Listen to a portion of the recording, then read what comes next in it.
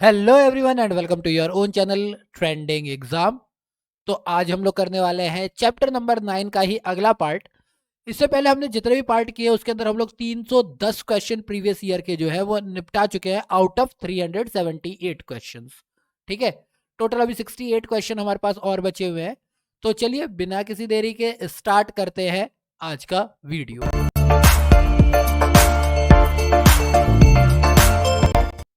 तो शुरुआत करते हैं क्वेश्चन नंबर 311 से। क्वेश्चन नंबर 311 में निम्न में से नाबार्ड का मुख्यालय कहाँ है? तो अगर आपने प्रीवियस वीडियो देखी हुई है, आपने पीछे के वीडियोस पढ़े हुए, तो आपको बड़े अच्छे से इसका आंसर पता ही है। यहाँ पर देखिए लिखा भी हुआ है, जो हमारा क्वेश्चन नंबर 307 था वहीं पर लिखा भी हुआ था कि इसका मुख्यालय कहाँ है, मुंबई में, और ये 1982 में इसकी क्या हुई है, स्थापना हुई है। तो सीधा सीधी बात है, नाबार्ड की मुख्यालय कहाँ है, मुंबई में। सी हमारा करेक्ट आंसर है। देन आते हैं हम लोग क्वेश्चन नंबर 312 पे। कृषि एवं ग्रामीण विकास क्रियाओं की सभी प्रकार की शाख आवश्यकताओं की पूर्ति करने वाली एकमात्र संस्था है। क्या बोला हुआ है? कृषि एवं ग्रामीण विकास क्रियाओं के सभी प्रकार की शाख आवश्यकताओं को पूर्ति करने वाला, यानी कि ऐसी एजेंसी जो कि कहते हैं national bank for agriculture and rural development, हो वही तो होगा। रूरल डेवलपमेंट एंड एग्रीकल्चर, कृषि एवं ग्रामीण विकास, रूरल डेवलपमेंट, तो कौन सा हो गया? नाबार्ड। सीधा सीधा आंसर है। राष्ट्रीय कृषि एवं ग्रामीण विकास बैंक यानी national bank for agriculture and rural development यानी नाबार्ड भारत में कृषि एवं ग्रामीण विकास को वित्त प्रदान करने वाली सर्वोच्च संस्था है। इसकी स्थापना 18 जुलाई 1982 को हुई थी, 1982 को हुई थी। इसका मुख्यालय मुंबई में है। नाबार्ड ग्रामीण वित्त की शीर्षतः संस्था के रूप में अनेक वित्तीय संस्थाओं, राज्य भूमि विकास बैंक यानी कि लैंड डेवलपमेंट बैंक्स एलडीबीज, राज्य सहकारी बैंक यानी कि स्टेट कोऑपरेटिव बैंक्स, अनुसूचित वाणिज्यिक बैंक यानी कि कहते हैं नॉन लिस्टेड कॉमर्शियल बैंक्स, अनुसूचित है ना, हाँ, एवं क्षेत्रीय ग्रामीण बैंक यानी कि रीजनल रूरल बैंक्स को पुनर्वित्त सुविधाएं प्रदान करता है, यानी इनको रीफाइनेंस करता है ताकि ये लोग आगे ग्रामीण कृषि को बढ़ा सके, वहां पर फाइनेंस दे सके ग्रामीण कृषि और विकास के लिए, जो ग्रामीण क्षेत्रों में उत्पादक गतिविधियों को बढ़ावा देने के लिए ऋण देती है। Clear? Again question number 313, NABARD के संबंध में निम्नलिखित कथनों पर विचार कीजिए। विचार करना करते हैं। नाबार्ड संसद के अधिनियम द्वारा वर्ष 1982 में स्थापित हुआ, ये बात तो बिल्कुल सही है। यह केवल कृषि के लिए साख की सुविधा प्रदान करता है। भैया नाबार्ड के अंदर ही आ रहा है ग्रामीण विकास, रूरल डेवलपमेंट, तो सिर्फ कृषि के लिए कैसे दे सकता है ये साख? तो ये पॉइंट तो ऐसे ही गलत हो गया। ये वाला सही है, केवल ए सही है। सीधी सीधी बात है ना। जिसके नाम में ही ग्रामीण विकास हो वो सिर्फ साख के कैसे दे सकता है कृषि के लिए? ओके। 314, नाबार्ड पुनर्वित्त प्रदान करता है यानी रीफाइनेंसिंग करता है, किसके लिए? ग्रामीण कृषि एवं ग्रामीण विकास के लिए, निर्यात व्यापार के लिए, औद्योगिक विकास के लिए या उपयुक्त के लिए, सभी। तो ज्यादातर जो क्वेश्चन है, देखो ये सभी टीचर्स आपको बताएंगे, जितने भी आपको एमसीक्यू बता रहे होंगे, कि भैया 95% क्वेश्चन जो है उनमें अगर ऑल ऑफ द अबव उपयुक्त के लिए सभी आ जाए तो वो करेक्ट आंसर होता है। ठीक है, और यही बात बच्चों को याद भी रह जाती है। लेकिन वो ये भी तो बोलते हैं, इसका मतलब ये भी था कि 5% ऐसे होते हैं जिनका ये उत्तर नहीं होता है। नाबार्ड नाम में ही है कृषि एवं ग्रामीण विकास के लिए, तो ये निर्यात वगैरह के लिए क्यों ही देगा? तो ये हमारा करेक्ट आंसर है, इससे इसका कोई भी लेना देना नहीं है। क्वेश्चन नंबर 315, भारत में कृषि को वित्त देने वाली शीर्ष संस्था कौन सी है? अभी हमने पढ़ा भारत में कृषि के लिए और ग्रामीण विकास के लिए देने वाली शीर्ष संस्था है नाबार्ड, तो करेक्ट आंसर है नाबार्ड। अब क्या होता है, क्वेश्चन को, एक ही क्वेश्चन को ना हम बस लैंग्वेज चेंज करके लिख लेते हैं। कृषि शाख के शीर्ष में शीर्षस्थ क्षेत्र में शीर्षस्थ संस्था कौन सी? बात तो यही हो गई कि हमारा जो एग्रीकल्चरल फाइनेंस है या लोन है उसके लिए सबसे बड़ी संख्या कौन सी है? नाबार्ड है। बात खत्म। सेम क्वेश्चन अगला 317, बस नाम चेंज। कृषि क्षेत्र का शीर्ष बैंक कौन सा है? नाबार्ड, बिना किसी शक के। मैं बाकी ऑप्शन इसीलिए नहीं पढ़ रहा हूं क्योंकि इनके तो डायरेक्ट आंसर है ना। जिनके डायरेक्ट आंसर ना हो उनके पढ़ू ना मैं ऑप्शन, इनके तो डायरेक्ट है। कृषि क्षेत्र का शीर्ष बैंक नाबार्ड। अगर ये पूछता भारत का शीर्ष बैंक तो इनमें से कोई सा भी नहीं है। भारत का शीर्ष बैंक तो इनमें से कोई सा भी नहीं होता, आरबीआई है। ठीक है। Then question number 318, same question. कृषि वित्त एवं पुनर्वित्त में सबसे बड़ी संस्था कौन सी है, यानी कि एग्रीकल्चरल फाइनेंस और रीफाइनेंस सबके लिए बड़ी संस्था कौन सी है, यानी कृषि क्षेत्र की सबसे बड़ी संस्था कौन सी है? नाबार्ड। बात ही खत्म। क्लियर। अब बोला गया है नाबार्ड संबंधित है। 319 क्वेश्चन, मेरे हिसाब से तो ये टफ क्वेश्चन है। क्यों? क्योंकि हिंदी में फुल फॉर्म दे रखी है ना, और हिंदी में याद होती नहीं है। वो तो याद है, national bank for agriculture and rural development, तो ग्रामीण विकास, और ये तो मुझे याद है। तो राष्ट्रीय कृषि विकास संस्था नहीं, राष्ट्रीय ग्रामीण विकास संस्था नहीं, बैंक नाबार्ड जो है वो डेवलपमेंट बैंक है, तो ऑफ कोर्स नेशनल बैंक। तो ये तो हो गया राष्ट्रीय कृषि एवं ग्रामीण विकास बैंक, यही करेक्ट आंसर है। ठीक है। आते हैं क्वेश्चन नंबर 320 पे। भारत में नाबार्ड बैंक पुनर्वित्त उपलब्ध नहीं कराता, यह रीफाइनेंस नहीं करता है किसको? अनुसूचित व्यापारिक बैंकों को, इनको तो करता है। क्षेत्रीय ग्रामीण बैंकों को, इनको भी करता है। अभी ऊपर ही बताया था मैंने आपको कि ये लैंड डेवलपमेंट बैंक्स को करता है। ये कहते हैं राज्य सहकारी बैंकों को, यानी कि स्टेट कोऑपरेटिव बैंक्स को करता है। ये रीजनल रूरल बैंक्स को भी करता है। क्षेत्रीय ग्रामीण बैंक जो होते हैं उनको भी करता है। और अनुसूचित जो होती है, जो नॉन लिस्टेड कॉमर्शियल बैंक होती है, अनरजिस्टर्ड कह लो, कॉमर्शियल कह लो, उनको भी ये करता है। 2 दिन मुझे इसीलिए लग गया था, मेरी तबीयत अभी इतनी अच्छी नहीं है, इसीलिए आपको वॉइस से भी पता चल रहा होगा मेरी तबीयत अभी इतनी सही नहीं है। एक तो दिल्ली में पॉल्यूशन, इस वजह से वॉइस में थोड़ी सी प्रॉब्लम है। ठीक है, तो वो थोड़ा सा इग्नोर कर लेना। तो इसके हिसाब से तो ये राज्य भूमि विकास बैंकों को भी हेल्प करता है। ये किसको नहीं करता है? निर्यात आयात बैंक यानी एग्जिम बैंक को ये नहीं करता। Export import bank of India को ये नहीं करता। नाबार्ड अर्थात राष्ट्रीय कृषि एवं ग्रामीण विकास बैंक की स्थापना वर्ष 1982 में की गई थी। यह अनुसूचित वाणिज्यिक बैंक, क्षेत्रीय ग्रामीण बैंक, राज्य भूमि विकास बैंक आदि को कृषि एवं ग्रामीण विकास हेतु प्रदत्त ऋणों की पुनरावृत्ति करता है। निर्यात आयात बैंकों के पुनर्वितरण से इसका कोई संबंध नहीं है। अब ये क्वेश्चन काफी अच्छा है, मुझे काफी अच्छा दिखा ये पढ़ने में। प्रथम क्षेत्रीय ग्रामीण बैंक की स्थापना किस वर्ष की गई थी? अच्छा, बहुत सारे बच्चे बोलेंगे कि मैंने तो एक वीडियो में बोला था कि मैं क्वेश्चन यहीं पे पढ़ता हूँ, फिर मैं बोल रहा हूँ कि ये क्वेश्चन पढ़ने में अच्छा लगा। तो बात ये है कि जितनी देर में ये ऊपर स्लाइड करता हूँ ना ऐसे, उतनी देर में एक लाइन का क्वेश्चन तो पढ़ ही सकता हूँ। क्वेश्चन मैं यहीं पढ़ता हूँ। प्रथम क्षेत्रीय ग्रामीण बैंक यानी रीजनल रूरल बैंक की स्थापना किस वर्ष में की गई थी? बहुत अच्छा क्वेश्चन है। तो ये की गई थी 1975 में। देश में सर्वप्रथम 2 अक्टूबर गांधी जी के बर्थडे के दिन 1975 में 5 क्षेत्रीय ग्रामीण बैंक की स्थापित किए गए। पहला मुरादाबाद उत्तर प्रदेश, दूसरा गोरखपुर उत्तर प्रदेश, तीसरा भिवानी हरियाणा, चौथा जयपुर राजस्थान और पांचवा मालदा पश्चिम बंगाल। इन जगहों पर रीजनल रूरल बैंक्स की स्थापना की गई थी। क्वेश्चन नंबर 322, भारत में क्षेत्रीय ग्रामीण बैंकों की स्थापना किस वर्ष में हुई थी? किस वर्ष में हुई थी? 1975 में। सीधा सीधा है। थोड़ा नीचे। क्वेश्चन नंबर 223, निम्नलिखित में से कौन सा क्षेत्रीय ग्रामीण बैंक का कार्य नहीं है? रीजनल रूरल बैंक का कौन सा काम नहीं है? लघु एवं सीमांत कृषकों को साख प्रदान करना, ग्रामीण क्षेत्रों के सामान्य लोगों को साख प्रदान करना, अनुसूचित व्यापारिक बैंकों का पूरक होना, या फिर भारतीय कृषि पुनर्वितरण निगम के कार्यों को लेना। रीजनल रूरल बैंक का काम रीफाइनेंसिंग काउंसिल जो भी है हमारे, जो भी निगम है हमारे, उनके कार्यों को ये कभी नहीं करती।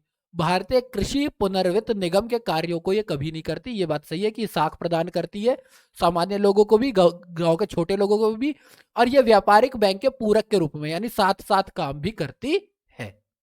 ठीक है। तो भारतीय कृषि पुनर्वित्त निगम के कार्यों को लेना को छोड़कर शेष सभी कार्य क्षेत्रीय ग्रामीण बैंक द्वारा किए जाते हैं। सिर्फ ये इससे कोई लेना देना इसका नहीं है। क्वेश्चन नंबर 324, छत्तीसगढ़ राज्य ग्रामीण बैंक किस बैंक के अंतर्गत कार्य करता है? छत्तीसगढ़ राज्य ग्रामीण बैंक, स्टेट रूरल बैंक, किसके अंदर काम करता है? Central bank of India, state bank of India, bank of India, या फिर इलाहाबाद बैंक? तो ये काम करता है स्टेट बैंक ऑफ इंडिया के अंदर। छत्तीसगढ़ राज्य ग्रामीण बैंक भारतीय स्टेट बैंक के अंतर्गत कार्य करता है। ये देखो, ये 2019 का क्वेश्चन है, तो इसीलिए इस टाइप के कुछ आ सकते हैं कि कुछ जो स्टेट बैंक्स है वो किसके अंदर काम करते हैं, कुछ स्टेट वाले जो हमारे हैं। देन आता है हमारा क्वेश्चन नंबर 325। ग्रामीण परिवारों को निम्नलिखित में से कौन सीधी ऋण सुविधा प्रदान करता है या करते हैं? ग्रामीण परिवारों को सीधा ऋण कौन देता है? क्षेत्रीय ग्रामीण बैंक, कृषि और ग्रामीण विकास के लिए राष्ट्रीय बैंक, भूमि विकास बैंक। तो लोग ये सोचेंगे कि यार ये भी तो नाबार्ड ही है ना, तो ये भी तो लोन देता ही है। लेकिन बात यही है ना कि ये देख रेख वगैरह काम करता है, ये रीफाइनेंस करता है बैंक्स को, ये सीधा ऋण नहीं देता है। गांव के परिवार सीधा नाबार्ड में जाकर के लोन नहीं ले सकते, वो regional rural bank, land development bank कहते हैं, कॉर्पोरेटिव बैंक जो हमारे स्टेट कॉर्पोरेटिव बैंक है उनसे ले सकते हैं, जो राज्य सहकारी बैंक है, क्षेत्रीय ग्रामीण बैंक है, भूमि विकास बैंक है, जो कि कॉमर्शियल बैंक है उनसे ले सकते हैं। उनका रिकॉर्ड सारा नाबार्ड के पास रहेगा, पैसा नाबार्ड के पास से ही जाएगा, पर ये लोग डायरेक्ट नाबार्ड से लोन नहीं ले सकते। तो केवल 1 और 3 होगा, ठीक है, 2 से वो नहीं ले सकते। ग्रामीण परिवारों को सीधे ऋण क्षेत्रीय ग्रामीण बैंक और भूमि विकास बैंक प्रदान करता है। नाबार्ड कृषि एवं ग्रामीण विकास हेतु एक शीर्ष बैंक है, यह सीधे ऋण प्रदान नहीं करता है। ठीक, काफी अच्छा क्वेश्चन आया ये। भारत में सेवा कर किसकी सिफारिशों पर लागू हुआ? सर्विस टैक्स कौन लेकर के आया भारत में? केलकर समिति, राजा जे चलैया समिति, मनमोहन सिंह समिति, यशवंत सिन्हा समिति, इनमें से कोई नहीं या एक से ज्यादा? तो सेवा कर जो लेकर के आए थे वो थे राजा जे चलैया, ये लेकर के आए थे। कर सुधार को ज्यादा विस्तृत करने के लिए राजा जे चलैया समिति की संस्तुति यानी सिफारिश, संस्तुति मतलब सिफारिश पर सेवा कर यानी सर्विस टैक्स को वर्ष 1994-5 के केंद्रीय बजट से प्रारंभ किया गया। वर्तमान में ये जो सेवा कर है, क्योंकि ये एक इनडायरेक्ट टैक्स था, इसे वस्तु तथा सेवा कर जीएसटी में विलय कर दिया गया है, मिला दिया गया है। Question number 327। भारत सरकार द्वारा शेयर की पूंजी विनिवेश के लिए रंगराजन समिति की नियुक्ति कब की गई? यानी कि शेयर की पूंजी विनिवेश यानी कि शेयर कैपिटल को जो है रीफाइनेंस करना हो, री इन्वेस्टमेंट करनी हो, तो रंगराजन समिति कब बनाई गई? तो रंगराजन समिति जो बनाई गई थी वो बनाई गई थी आपकी कहते हैं 1993 में। भारत सरकार द्वारा सार्वजनिक उपक्रमों के शेयरों के पूंजी विनिवेश के लिए रंगराजन समिति गठित की गई, जिन्होंने अपनी रिपोर्ट अप्रैल 1993 को सौंपी थी। तो रंगराजन समिति कौन सी है? 1993। ये तो मैंने आपको वैसे भी बोला हुआ है कि भारत में पंचवर्षीय योजना से लेकर के कौन कौन सी समितियां आई है, किस समिति का क्या काम हुआ, ये सब तो आपको वैसे भी पता होना चाहिए। ये तो पूरी पूरी लिस्ट आपको पता होनी चाहिए। मैंने तो बोला भी है आप लोगों को कि आप लोग कहते हैं अगर ऐसी चाहिए डिटेल तो आप लोग मेरे को कमेंट बॉक्स में बताओ, मैं कर देता हूँ आराम से, अलग से सेपरेट वीडियोस बना दूंगा। बाकी आप लोगों को ये तो पता ही है कि अगर आपको जो क्वेश्चन पेपर आप लोग पढ़ रहे हो, ये जो अभी पढ़ रहे हो, इसका पीडीएफ चाहिए तो लिंक आपको डिस्क्रिप्शन बॉक्स में मिल जाएगा। और चैप्टर 1 से लेकर के चैप्टर 8 तक सारे जितने भी वीडियोज है उनकी प्लेलिस्ट का लिंक भी आपको डिस्क्रिप्शन बॉक्स में मिल जाएगा, तो वहां से आप देख सकते हैं। आते हैं क्वेश्चन नंबर 328 पे। रंगराजन समिति का गठन किस लिए किया गया? विनिवेश के लिए, बैंकिंग सुधार के लिए, कर सुधार के लिए, या विदेशी निवेश के लिए? तो हमने अभी पढ़ा है कि सार्वजनिक उपक्रमों के शेयरों की पूंजी विनिवेश के लिए रंगराजन समिति गठित की गई, तो सीधी सी बात है ये किसके लिए होगी? विनिवेश के लिए होगी। Question number 329। वित्त क्षेत्रक सुधार पर नरसिम्हन समिति ने किन्हें कम करने का सुझाव दिया? नरसिम्हन समिति ने किस चीज को कहा वित्त क्षेत्र के सुधार के लिए? एसएलआर सीआरआर को कम करो, एसएलआर सीआरआर और अग्रता क्षेत्रीय वित्त पोषण को कम करो,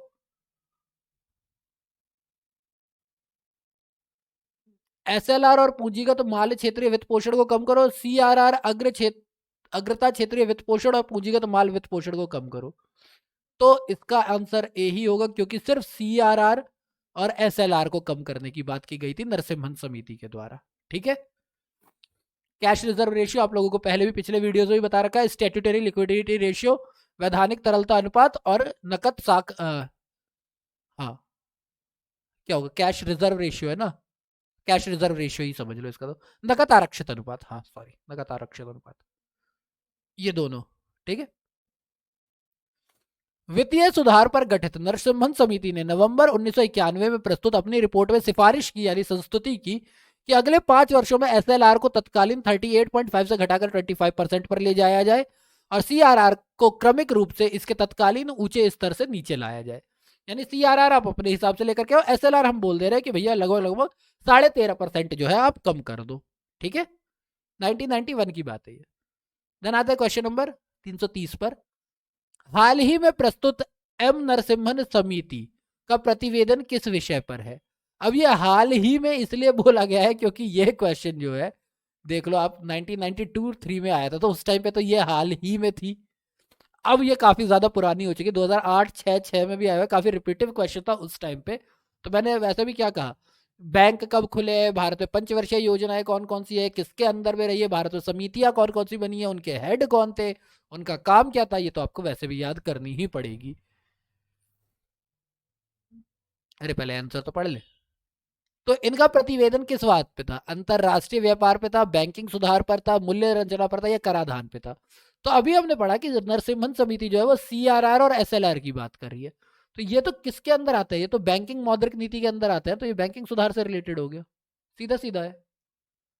अगस्त 1991 में तत्कालीन वित्त मंत्री डॉक्टर मनमोहन सिंह ने वित्तीय क्षेत्रों के सभी पहलुओं के सुधार हेतु एम नरसिम्हन की अध्यक्षता में समिति का गठन किया।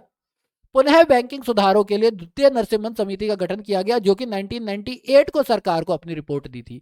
तो पहली बार यह समिति बनी 1991 में, दूसरी बार बनी 23 अप्रैल 1998 में। क्लियर? Question number 331। निम्नलिखित समितियों में से किसने वित्तीय क्षेत्रों में सुधार के बारे में विचार कर सुझाव दिए? विचार कर सुझाव दिए, टैक्स नहीं है। आबिद हुसैन समिति, भगवती समिति, चलैया समिति, या फिर नरसिम्हन समिति? तो वित्तीय क्षेत्र के लिए जो हमने बात की वो नरसिम्हन समिति के द्वारा बात की गई। ठीक है, नरसिम्हन समिति को लाया गया। बैंकिंग सुधारों के लिए भी लाया गया था इनको, और उस टाइम पे भी लाया गया था, तो दोनों टाइम पे इनको लाया गया था, नरसिम्हन समिति को। Question number 332। भारत में वित्तीय क्षेत्रों में सुधार समिति 2008 के अध्यक्ष कौन थे? वित्तीय क्षेत्र में सुधार हुए, लेकिन इस बार 2008 की बात करेंगे। 2008 में कौन थे? तो उस टाइम पे जो थे वो रघुराम राजन थे, जिनके अध्यक्षता में ये चीज हुई थी। 2012 का क्वेश्चन है। योजना आयोग द्वारा वर्ष 2008 में, अब तो योजना आयोग रही नहीं ना, अब तो प्लानिंग कमीशन की जगह नीति आयोग आ गया है, में रघुराम राजन की अध्यक्षता में गठित वित्तीय क्षेत्र सुधार समिति ने अपनी रिपोर्ट सरकार को सौंप दी।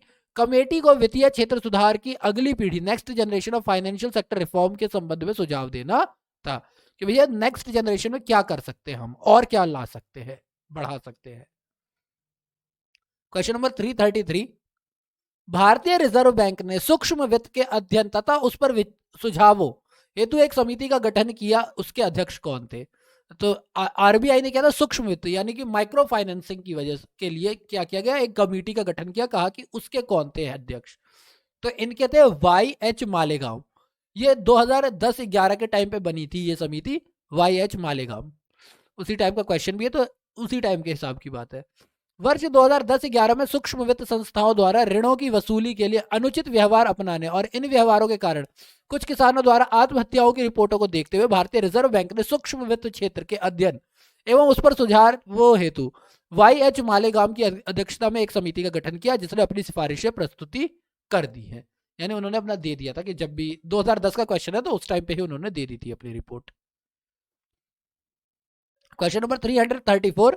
2011 में सूक्ष्म वित्त संस्था यानी माइक्रो फाइनेंस इंस्टीट्यूशन निम्नलिखित में से किसकी सिफारिश पर स्थापित किए गए? तो हमने अभी देखा कि ये कौन थे, मालेगांव समिति। मालेगांव समिति की सिफारिश पर ये आए। ठीक है, क्वेश्चन नंबर 335।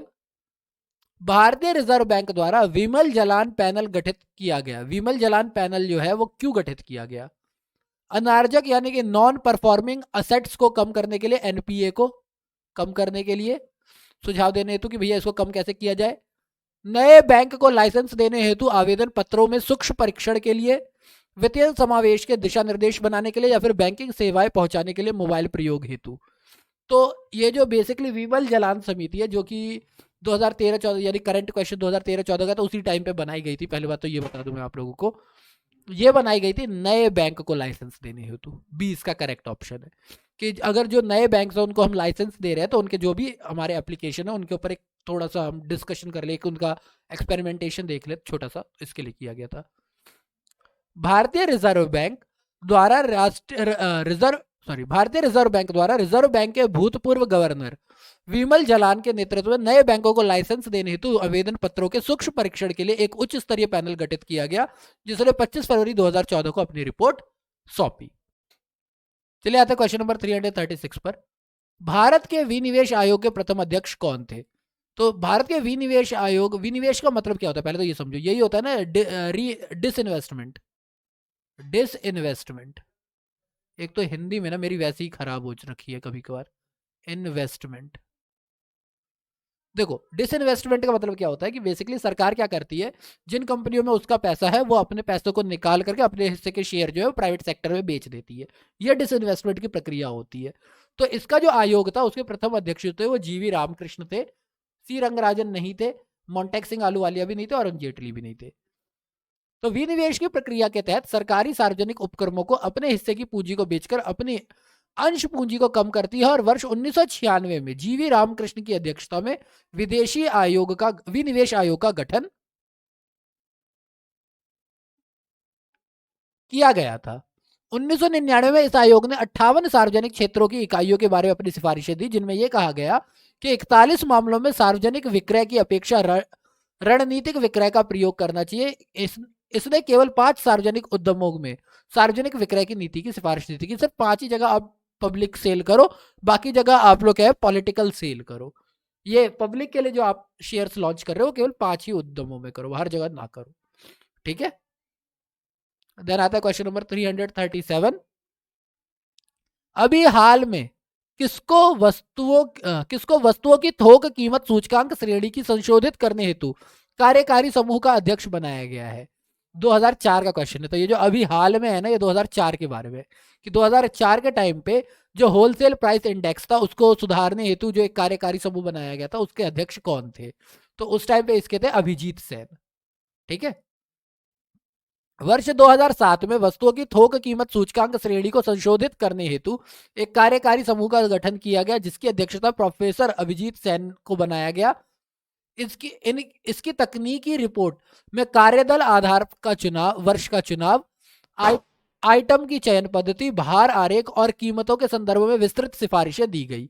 इस कार्यकारी समूह ने थोक कीमत सूचकांक श्रेणी के आधार वर्ष 2004-5 किए जाने की संस्तुति अपनी मई 2008 की प्रस्तुत रिपोर्ट में की। तो 2007 में ये बनी थी कमेटी, 2008 में इन्होंने अपनी रिपोर्ट सौंपी थी, जिसमें इन्होंने कहा कि भैया बेस ईयर जो है, अब देखो जिसने भी आप लोगों ने इंडेक्स नंबर पढ़ा हुआ है स्टैटिस्टिक्स के अंदर, स्टैटिस्टिक्स यानी सांख्यिकी के अंदर जिन्होंने भी सूचकांक पढ़े हुए हैं उनको तो बड़ी इजीली समझ में आ जाएगा कि एक होता है बेस ईयर, एक होता है हमारा करंट ईयर। तो P1 Q0 वगैरह टाइप की होती है। नहीं पढ़ा हुआ है तो आप लोग हल्का सा सूचकांक के बारे में पढ़ ले। ठीक है, तो बेस ईयर जो होता है ना ये चेंज होते रहते हैं, क्योंकि बेस ईयर को हम हमेशा 100 मानते हैं और उसके हिसाब से देखते हैं कि हमारी महंगाई या हमारी ग्रोथ जो है वो कितनी है। तो इन्होंने जो 2008 में रिपोर्ट दी थी उसके अंदर इन्होंने कहा था कि बेस ईयर जो है 2004 कर दो। अभी फिर से करंट में बेस ईयर हमारे चेंज हो रखे हैं। ठीक है, तो बेस ईयर अलग अलग टाइप पे चेंज होते रहते हैं। अभी तो 2014 है, शायद 2014 या 2016 ले रखा है। 338 वित्तीय स्थिरता एवं विकास परिषद यानी financial stability and development council के संदर्भ में निम्नलिखित कथनों पर विचार कीजिए। ठीक है, financial stability and development council के बारे में बात करनी है। यह नीति आयोग का एक अंग है। संघ का वित्त मंत्री इसका प्रमुख होता है। यह अर्थव्यवस्था के समष्टि निवेशक यानी कि मैक्रो प्रूडेंशियल पर्यवेक्षक की अनुवीक्षण यानी मॉनिटरिंग करता है। मैक्रो प्रूडेंशियल जो सुपरवाइजर होता है उसकी मॉनिटरिंग करता है। ठीक है, तो सबसे पहली बात, financial stability and development council NITI Aayog का भाग नहीं है, सीधी बात। तो ये तो करेक्ट हो ही नहीं सकता, बाकी दोनों करेक्ट है, तो ये हमारा सी हो गया। ठीक है, काफी अच्छी खासी एक्सप्लेनेशन दे रखी है। भारत सरकार द्वारा वित्तीय क्षेत्र के विकास को बढ़ावा देने अंतर नियामकीय नियामकीय समन्वय को बढ़ाने एवं वित्तीय स्थिरता बनाए रखने की प्रणाली को सुदृढ़ करने एवं इसे संस्थागत रूप देने के उद्देश्य से दिसंबर 2010 में वित्तीय स्थिरता एवं विकास परिषद यानी कि FSDC financial stability and development council की स्थापना की गई। वित्तीय केंद्रीय वित्त मंत्री इसके अध्यक्ष होते हैं, जबकि वित्तीय नियामकों यानी RBI, SEBI, PFRDA, IRDA, FMC के प्रमुख वित्त सचिव, आर्थिक मामलों के सचिव और वित्त विभाग के सचिव तथा मुख्य आर्थिक सलाहकार इसके सदस्य होते हैं। इस परिषद अर्थव्यवस्था के समष्टि सविवेक बहुत ज्यादा हिंदी नहीं है ये, मैक्रो प्रूडेंशियल पर्यवेक्षण की निगरानी, अंतर नियमकीय समन्वय एवं वित्तीय क्षेत्र के विकास, वित्तीय साक्षरता समावेशन आदि के संदर्भ में काम करती है। यानी बेसिकली यस, ये मॉनिटरिंग करती है किसकी? मैक्रो प्रूडेंशियल्स की। ये मैक्रो प्रूडेंशियल्स की क्या करती है? मॉनिटरिंग करती है। क्वेश्चन नंबर 339, निम्न में से कौन एक जनवरी 2005 में फाइनेंशियल इंक्लूजन पर अपनाई गई समिति का अध्यक्ष था? 2005 में बनाई गई थी। अब 2013 का क्वेश्चन काफी अच्छा क्वेश्चन है। तो कौन था जो फाइनेंशियल इंक्लूजन का सदस्य था उस टाइम पे 2005 में? तो वो थे सी रंगराजन। वित्तीय समावेश यानी फाइनेंशियल इंक्लूजन पर बनाई गई समिति के अध्यक्ष सी रंगराजन थे। हालांकि इस समिति का गठन 26 जून 2006 को किया गया था तथा इसने अपनी अंतिम रिपोर्ट 4 जनवरी 2008 को प्रस्तुत की थी। सी रंगराजन जो है RBI के गवर्नर भी रह चुके हैं। ये तो काफी अच्छा क्वेश्चन है ये हमारे पास, है ना।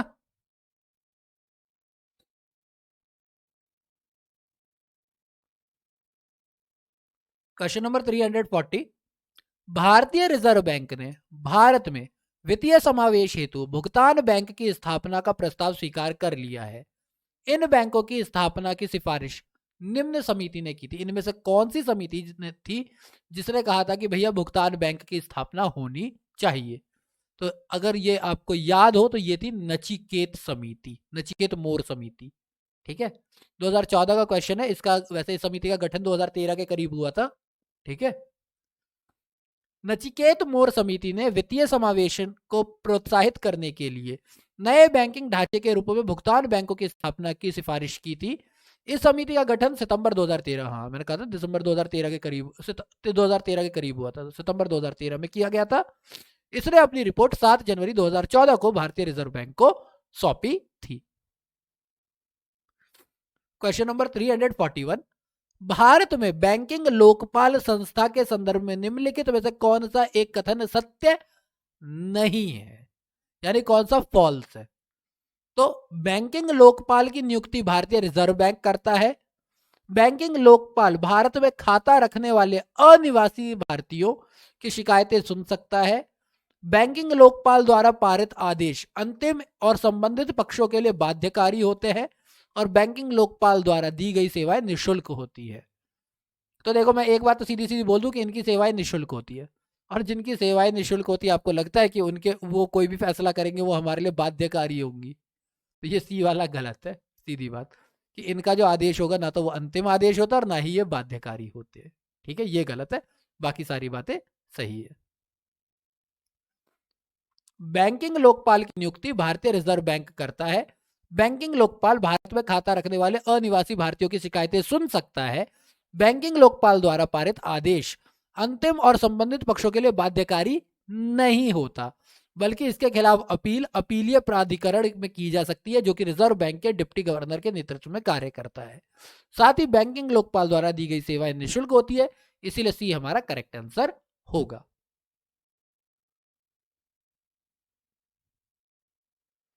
क्वेश्चन नंबर 342, सरकार की संप्रभु स्वर्ण बॉन्ड योजना यानी सोवरेजन गोल्ड बॉन्ड स्कीम और स्वर्ण मुद्रीकरण योजना गोल्ड मोनेटाइजेशन स्कीम का क्या उद्देश्य है? भारतीय गृहस्थों के पास निष्क्रिय पड़े स्वर्ण को अर्थव्यवस्था में लाना, स्वर्ण एवं आभूषण के लिए FDI को प्रोत्साहित करना, स्वर्ण आयात पर भारत की निर्भरता में कमी लाना। तो देखो, ये बात तो आपको पता है कि भारत विश्व में सोने के सबसे बड़े आयातकों में से एक है। आई थिंक सबसे बड़ा ही आयातक है ये, तो इसीलिए ये तो एक पूरा पूरा है ही। पर फॉरेन डायरेक्ट इन्वेस्टमेंट को स्वर्ण के क्षेत्र में लाना नहीं, ये नहीं है हमारे पास, फिर ये बिल्कुल सही है। तो जो करेक्ट ऑप्शन होगा वो होगा 1 और 3, यानी सी हमारा करेक्ट ऑप्शन है। तत्कालीन वित्त मंत्री अरुण जेटली ने वर्ष 2015-16 में बजट भाषण में पूर्व से में चल रही स्वर्ण जमा योजना एवं स्वर्ण धातु ऋण योजना के स्थान पर स्वर्ण मुद्रीकरण योजना यानी कि गोल्ड मोनेटाइजेशन स्कीम और संप्रभु स्वर्ण बॉन्ड योजना यानी सोवरजन गोल्ड बॉन्ड स्कीम को प्रारंभ करने का प्रस्ताव दिया था। स्वर्ण मुद्रीकरण योजना भंडारित स्वर्ण को गतिशील बनाने यानी मुद्रा के रूप में रूपांतरित की योजना थी, यानी कि आपके पास गोल्ड है उसको मनी में चेंज कर लो। जबकि संप्रभु स्वर्ण बॉन्ड योजना नकद भुगतान द्वारा स्वर्ण मूल्य के बराबर वाले स्वर्ण बॉन्डों की खरीद से संबंधित था। इस योजना में का समग्र उद्देश्य भारत में घरेलू एवं संस्थाओं में रखे स्वर्ण को गतिशील कर उनके उत्पादक गतिविधियों में लगाना तथा दीर्घकाल में देश को स्वर्ण आयात पर निर्भरता को कम करना है। ठीक है, कि आपके पास जो गोल्ड घर में रखा हुआ है आप उसको मोनेटाइज करो, मार्केट में लगाओ, ये मेन है इसका काम। 343 निम्नलिखित में से कौन स्वयं सहायता समूह यानी कि सेल्फ हेल्प ग्रुप यानी SHG बैंक लिंकेज कार्यक्रम को कार्यान्वित नहीं करता है? नाबार्ड, व्यापारिक बैंक, RBI और सहकारिता बैंक। तो जिसका कोई लेना देना नहीं है SHG से वो है नाबार्ड। नाबार्ड का सेल्फ हेल्प ग्रुप से कोई लेना देना नहीं है। ठीक है, जिसका लिंकेज से भी कोई लेना देना नहीं है, बैंकों से लिंकेज से। स्वयं सहायता समूह बैंक लिंकेज कार्यक्रम की शुरुआत वर्ष 1992 में नाबार्ड द्वारा लघु वित्त प्रदान करने के उद्देश्य से की गई थी। यह कार्यक्रम व्यापारिक बैंक RRB सहकारिता बैंक द्वारा कार्यान्वित किया जाता है। नाबार्ड इस कार्यक्रम को कार्यान्वित नहीं करता है, यह एक नियामक संस्था है। तो वही वाली बात कि नाबार्ड खुद कोई काम नहीं करता है, करवाता जरूर है, ये उसके अंदर काम करता है पर खुद वो कोई काम नहीं करता है। काफी अच्छा क्वेश्चन। 344 निम्नलिखित में से कौन सा किसान क्रेडिट कार्ड की स्कीम से आच्छादित है? संबंधित है होगा ना, आच्छादित का मतलब संबंधित ही होता है ना। उपभोग साख एवं निवेश साख, केवल उपभोग साख, केवल निवेश साख, उपरोक्त में से कोई नहीं। तो किसान क्रेडिट कार्ड जो है वो उपभोग और साख निवेश दोनों के लिए दिया जाता है। इसके ऊपर जो उधार दिया जाता है वो दोनों के लिए दिया जाता है। ठीक है, किसान क्रेडिट कार्ड योजना की घोषणा 1998-1999 में बजट में की गई थी, जबकि इसकी शुरुआत अगस्त 1998 में की गई थी। यह किसानों को व्यापारिक बैंक, सहकारी बैंक और क्षेत्रीय ग्रामीण बैंकों से ऋण लेने में सुविधा देता है। इस योजना के तहत किसानों को निवेश साख के साथ साथ उपभोग साख भी प्रदान किया जाता है। मार्च 2012 में हुए संशोधन के तहत इच्छुक के KCC यानी किसान क्रेडिट कार्ड धारकों को ATM डेबिट कार्ड निर्गत किए गए, यानी अगर उनकी इच्छा है तो किसान क्रेडिट कार्ड की जगह ATM कार्ड भी ले सकते हैं, और उन्होंने दिए भी। अगला क्वेश्चन है सीधा सीधा, किसानों हेतु किसान क्रेडिट कार्ड KCC योजना कब लागू की गई? तो हमने अभी पढ़ा है कि 1998-1999 में ये लागू की गई थी। क्वेश्चन नंबर 346 अभी हाल में ही स्वाभिमान नाम से एक कार्यक्रम प्रारंभ हुआ है, इसका प्रमुख उद्देश्य क्या है? स्वाभिमान का ये हाल में ही उस टाइम की बात कर रहा है 2010 की। ठीक है, तो ये ग्रामीण निर्धनों के घरों तक, बैंकों तक पहुंचाना, ग्रामीण कारीगरों को कौशल प्रदान करना, ग्रामीण महिलाओं का सशक्तिकरण यानी या फिर ग्रामीण रेखा से नीचे रहने वाले परिवारों को मकान उपलब्ध कराना है। तो ये जो स्वाभिमान था ना, ये मेरे को भी थोड़ा थोड़ा याद है, हम लोग उस टाइम पे 12th में हुआ करते थे, 11th-12th में हुआ करते थे, तो इसलिए मुझे याद है ये ग्रामीण निर्धनों के घरों तक बैंक पहुंचाने का कार्य था, कि भाई घर घर तक बैंक पहुंचे। तो ए करेक्ट आंसर है। वित्तीय समावेशन हेतु 10 फरवरी 2011 से प्रारंभ स्वाभिमान कार्यक्रम का उद्देश्य बैंक शाखा रहित ग्रामीण क्षेत्रों में बैंकिंग सुविधाएं मुहैया कराना है। इसके माध्यम से ग्रामीण निर्धनों के घरों तक बैंकिंग सुविधाओं के पहुंचाने तक का प्रावधान किया गया, कि जो बैंकिंग सुविधाएं है वो गांव में घर घर तक पहुंचे, ये बेसिकली इसका मेन मोटिव था। ठीक है, क्वेश्चन नंबर 347 भारत में शुरू की गई स्वाभिमान योजना किससे संबंधित है? ग्रामीण महिलाओं के अधिकार से नहीं, ग्रामीण वृद्धजनों नहीं, ग्रामीण बैंकिंग बिल्कुल सही, ग्रामीण खाद्य नहीं, तो सी हमारा करेक्ट आंसर हो गया। 348 शाखा रहित क्षेत्रों में व्यावसायिक संवाददाताओं यानी बैंक साथी की सेवाओं द्वारा लाभार्थी को कौन सी सुविधाएं प्राप्त होती है? यह लाभार्थी को अपने गांव में अपने सहाय और सामाजिक सुरक्षा लाभ प्राप्त करने योग्य बनाती है। ये जो हमारे बैंक साथी हैं उनका काम दे रखा है। यह ग्रामीण क्षेत्रों में लाभार्थी को धनराशि जमा करने व आहरण करने योग्य बनाती है। ओके, दोनों में से कौन सा? तो बात यह है कि यस, ये दोनों ही बातें सही है। स्वाभिमान जो स्कीम ही लाई गई थी वो इसीलिए लाई गई थी ताकि गांव के लोग भी जो है वो बैंकिंग सेवाओं की फैसिलिटीज का फायदा उठा सके। तो केंद्र सरकार द्वारा फरवरी 2011 में स्वाभिमान नामक वित्तीय सुरक्षा योजना का आरंभ किया गया। इसका उद्देश्य 2000 से ऊपर आबादी वाले बैंक विहीन गांवों को बैंकिंग सुविधाएं प्रदान करना था। इस योजना के अंतर्गत बैंकों द्वारा व्यावसायिक संवाददाताओं या बैंक साथी यानी बिजनेस कॉरेस्पॉन्डेंस का चयन किया जाता था। उसी इलाके के होते थे ये बेसिकली, जो ग्रामीण और बैंकों के बीच मध्यस्थता का कार्य करते थे। बैंक जमा, आहरण, विप्रेषण यानी रेमिटेंस जैसी बुनियादी सेवाएं बैंक साथी के द्वारा प्रदान की जाती थी। यानी वही आपके पैसे जमा कर लेता था और वही आपको पैसे दे के भी जाता था, अगर लोन वगैरह का हो या किसी चीज के लिए आपके पास हो। इस योजना द्वारा सरकारी सहायों, सब्सिडीज और सामाजिक सुरक्षा लाभों को लाभार्थियों के बैंक खाते में सीधे हस्तांतरित किया जाता सकता है। यानी इस तरीके से अगर हम इनकी यह बात करें तो जो भी पैसा है वो डायरेक्ट अब लोगों के अकाउंट में पहुंच रहा था, बीच में कोई मध्यस्थ उसे नहीं हटा रहा था। Question number 349, India millennium deposits योजना। ये तो काफी अच्छा क्वेश्चन है यार, ये तो मैंने सुना भी नहीं है इसका नाम, मैंने जल्दी सुना ही नहीं है इसका। इंडिया मिलेनियम डिपॉजिट्स योजना के विषय में निम्न कथनों पर विचार कीजिए। यह योजना स्टेट बैंक ऑफ इंडिया द्वारा प्रारंभ की गई थी। यह योजना केवल प्रवासी भारतीयों के लिए थी। यह परिपक्वता की अवधि केवल 6 वर्ष होती है। तो इसमें से मेरे ख्याल से मुझे जो ये पता है इसके बारे में, उसके हिसाब से 6 वर्ष वाली बात ये गलत है, ये गलत है। बाकी पहली और दूसरी तो सही है, 6 वर्ष वाली बात गलत है। ठीक है। अनिवासी भारतीयों तथा विदेशी निगमित निकायों यानी कि ओसीबीज, इनमें अनिवासी भारतीयों की न्यूनतम 60% हिस्सेदारी होती है। जो भी है ना हमारे ओसीबीज, ओवरसीज बैंक्स होंगे ना ये तो, विदेशी निगमित निकाय, हाँ ठीक है, से विदेशी मुद्रा जुटाने के उद्देश्य से भारतीय स्टेट बैंक ने इंडिया मिलेनियम डिपॉजिट्स योजना के नाम पर एक नई योजना 21 अक्टूबर 2000 को प्रारंभ की थी, जो 15 दिनों तक जारी रही। इसके तहत 5 वर्ष के लिए, जहां 6 वर्ष लिखा हुआ था ना, यहाँ पे 5 वर्ष है, डॉलर, पाउंड स्टर्लिंग और यूरो में जमाएं स्वीकार की गई। इस योजना के तहत 5.5 बिलियन डॉलर की विदेशी मुद्रा जमाएं प्राप्त हुई। यानी देश में ना बहुत सारे लोगों के पास विदेशी पैसा होता है, विदेशी करेंसी होती है, वो छिपा के रखते हैं। तो इस योजना के अंदर बहुत सारे लोगों ने वो पैसे जो है दिए थे। ठीक है। 350, भारत में कौन क्रेडिट रेटिंग एजेंसी है? क्रिसिल है, केयर है, इक्रा है या सही सभी है? तो ये बात है क्रेडिट रेटिंग के बारे में, तो ये तीनों ही एजेंसी इंडिया में काम कर रही हैं। क्रिसिल भी कर रही है, केयर भी कर रही है और इक्रा भी कर रही है। ये तीनों की तीनों ही है। क्रिसिल, केयर और इक्रा तीनों ही भारतीय क्रेडिट रेटिंग एजेंसियों के रूप में कार्यरत है। तो इसी के साथ आज का वीडियो हम लोग यहीं पर रैप अप करेंगे। ठीक है। अगर आपको वीडियो अच्छी लगी हो तो प्लीज वीडियो को लाइक करें। अगर आपको लगता है कि हमें थोड़ा और आपका सपोर्ट मिलना चाहिए तो प्लीज चैनल को सब्सक्राइब करें।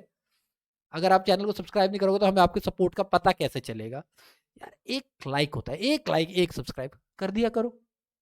देखो मैं तबीयत खराब है, मैं तब भी वीडियो बना रहा हूँ, कर दिया करो, ये मेरा काम है। आपको तो काम भी नहीं है, हंसी मजाक बस कर दो सब्सक्राइब।